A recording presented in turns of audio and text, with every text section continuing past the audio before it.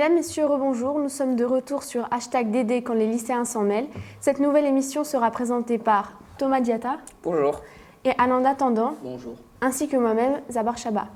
Nous avons le plaisir d'accueillir notre invitée Cécile Marchand, porte-parole de l'Alternativa. Ce mouvement citoyen pour le climat a décidé de s'installer dans notre département.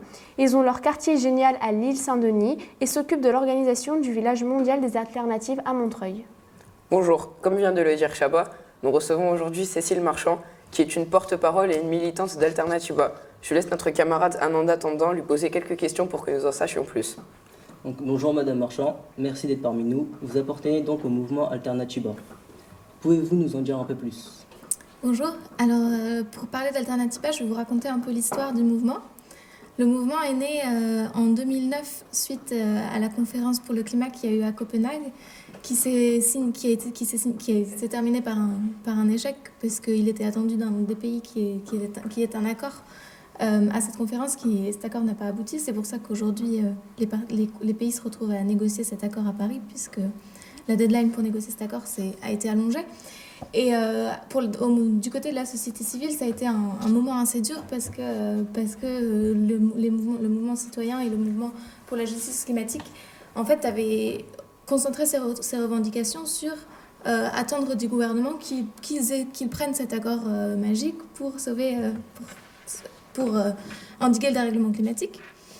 Et bien sûr, l'accord n'est pas venu. Du coup, il y a eu un long moment de dépression, on va dire, dans le mouvement climatique. Et puis là, il y a eu l'idée de changer la narration et de dire il ne faut pas qu'on parte du fait faut pas qu'on attende seulement des politiques qu'ils agissent pour le climat.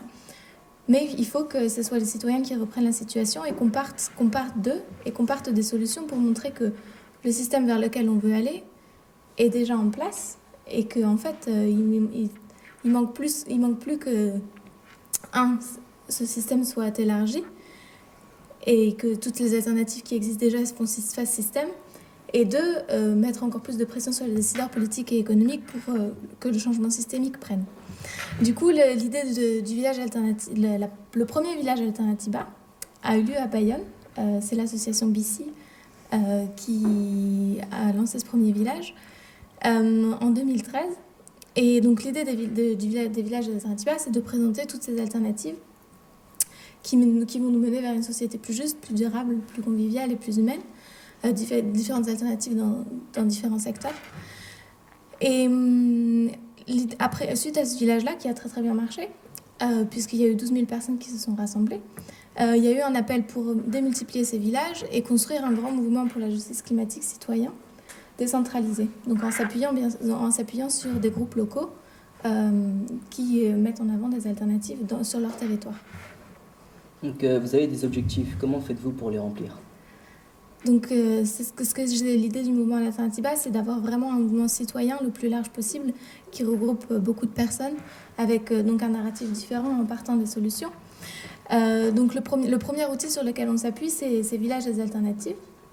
Aujourd'hui, il y en a eu plus d'une centaine qui ont été organisés en France, dans les pays frontaliers.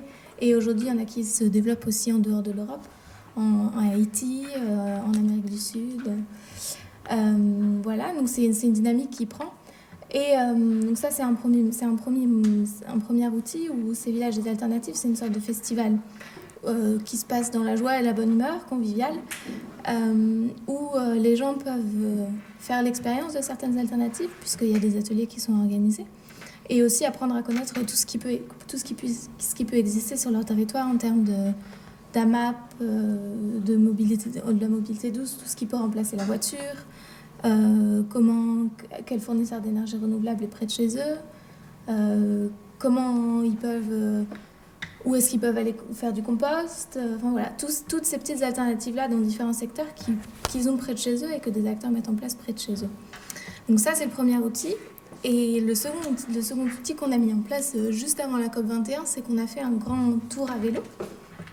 Mais pas n'importe quel vélo, on a fait un tour à vélo en triplette et en quadruplette. Donc c'est des vélos à 3 et 4 places, symbole de la transition écologique et de la solidarité. Puisque s'il y en a un qui arrête de pédaler, ça sent tout le temps. Ça sent tout de suite, pardon. Donc voilà, et donc l'idée c'était de faire un tour de France et des 6 pays frontaliers pour justement aller engager la dynamique, parler du climat. On a traversé aussi, sur certaines étapes, des personnes avaient organisé des villages.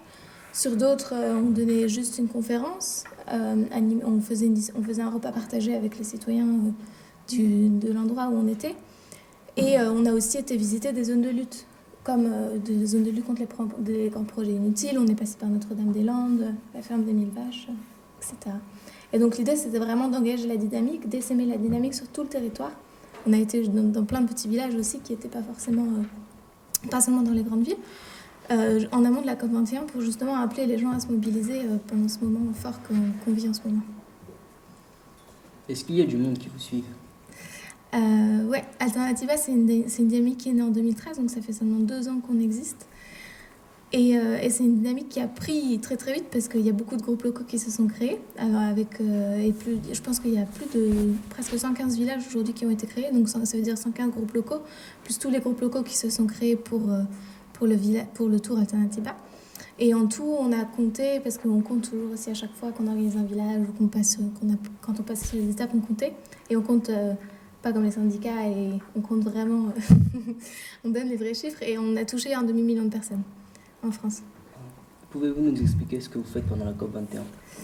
Alors pendant la COP21, on a plusieurs projets.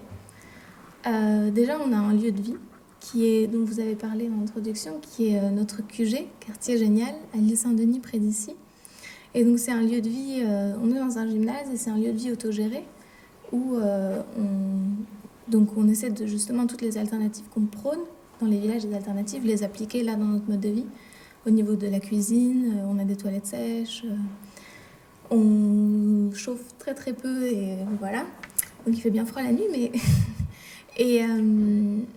Et donc ça, c'est notre lieu de vie autogéré, où de là partent plusieurs projets, en fait, parce que c'est le lieu où se rencontrent tous les militants Alternativa, notamment un des gros chantiers sur lesquels Alternativa est.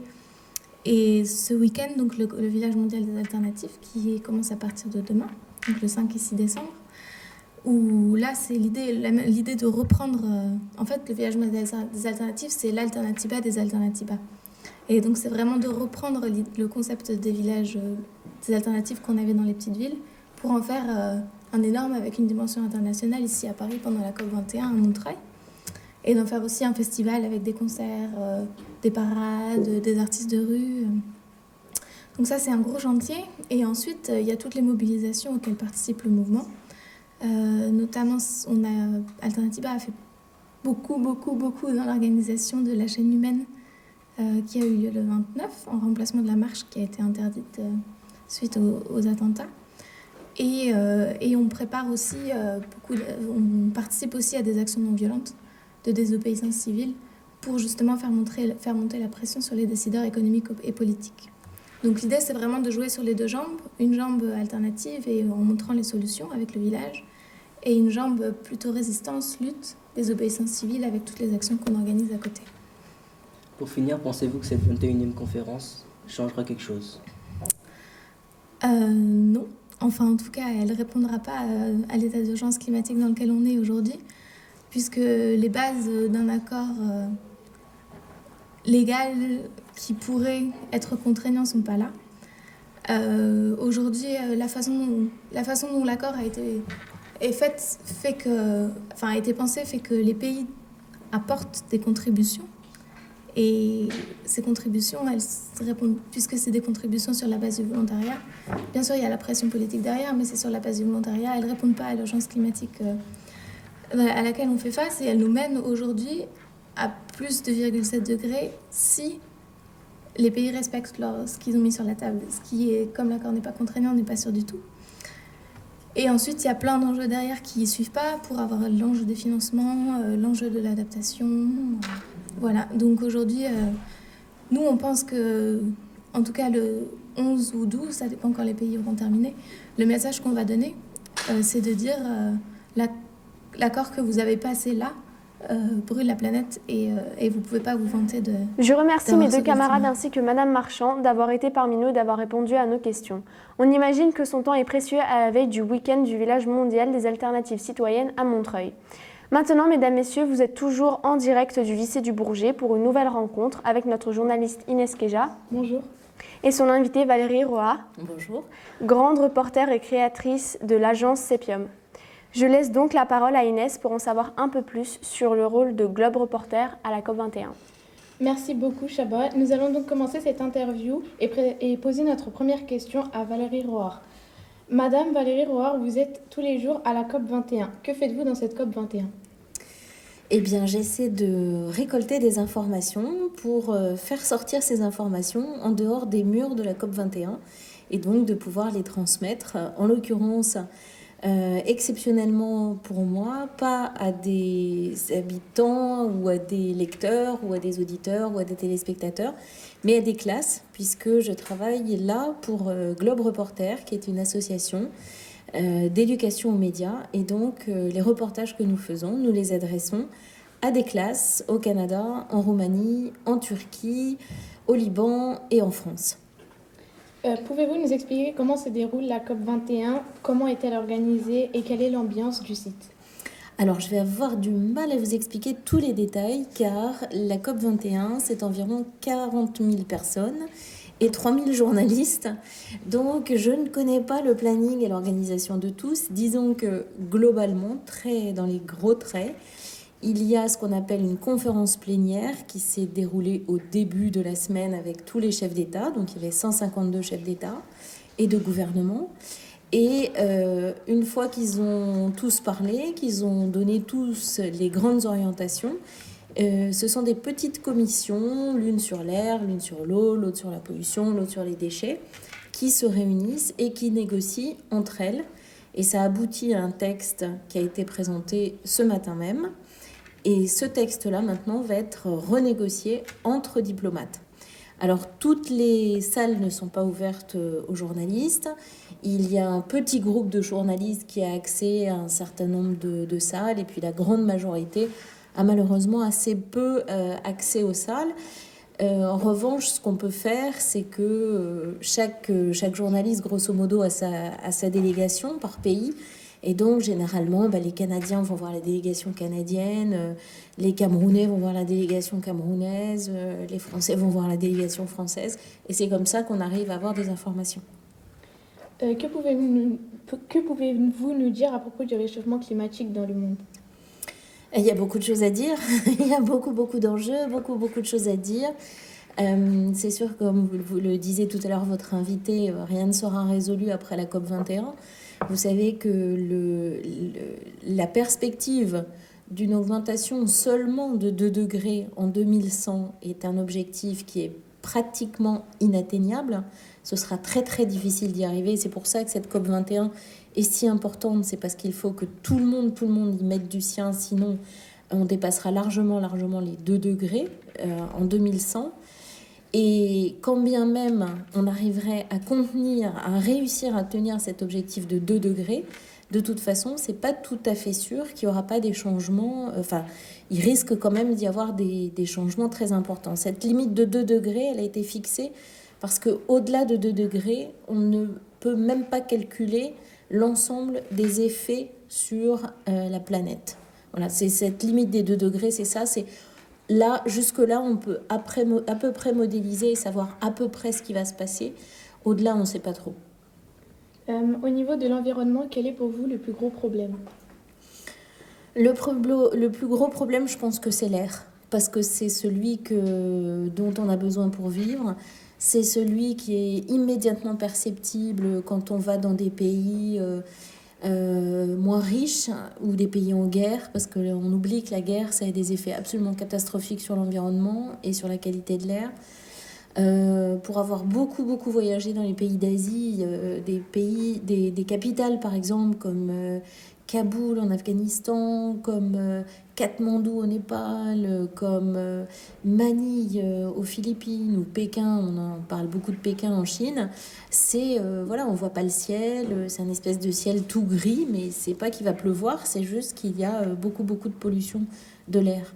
Après, il y a l'eau aussi, l'accès à l'eau propre, qui est quand même quelque chose de très important et qui nous concerne tous parce que même ici, dans les pays développés, un jour, on peut manquer d'eau. Avez-vous trouvé des informations à propos des négociations du Liban?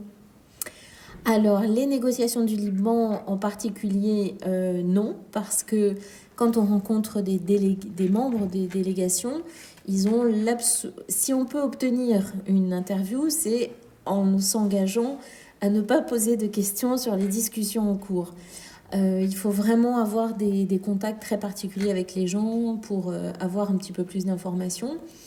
En l'occurrence, là, en rencontrant la déléguée, l'un des membres de la délégation libanaise, on n'a pas parlé des négociations.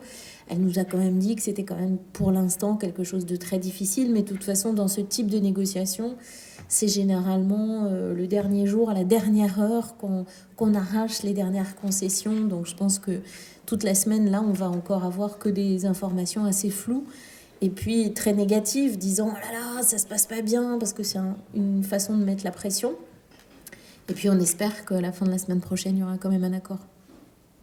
Vendredi, les choses sont en train de remonter peu à peu vers cette grande plénière. Donc vendredi, on aura la grande plénière à nouveau. Et puis, en fonction de ce qu'il y aura dans le texte, la plénière va redonner des mandats à toutes ces petites instances pour continuer le travail. Un mandat très précis, avec une direction très précise.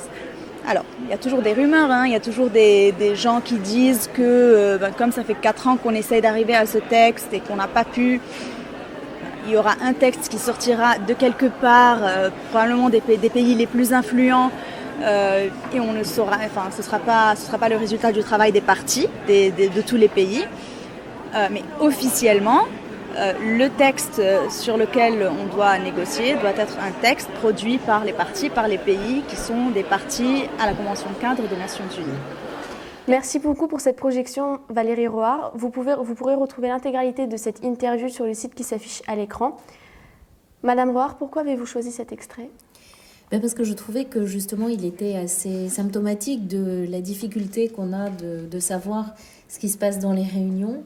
Et là, elle nous expliquait exactement, parce qu'on parle de la COP21, mais on oublie qu'il y a des négociations avant, qu'il y a des négociations... Enfin, elle explique bien justement comment se déroulent toutes les négociations par grande commission, puis petite commission thématique, et puis ça remonte vers les grandes conférences. Donc voilà, c'est pour ça que je vous ai choisi cet extrait. Merci. Merci d'avoir accepté de répondre à nos questions, Madame Rohar. Comme vous l'avez constaté, nous avons un magnifique décor derrière nous. Nous remercions l'association Cartooning for Peace d'avoir contribué au décor de notre émission par son exposition Dessin pour la paix, que notre lycée accueille en ce moment. Merci et au revoir.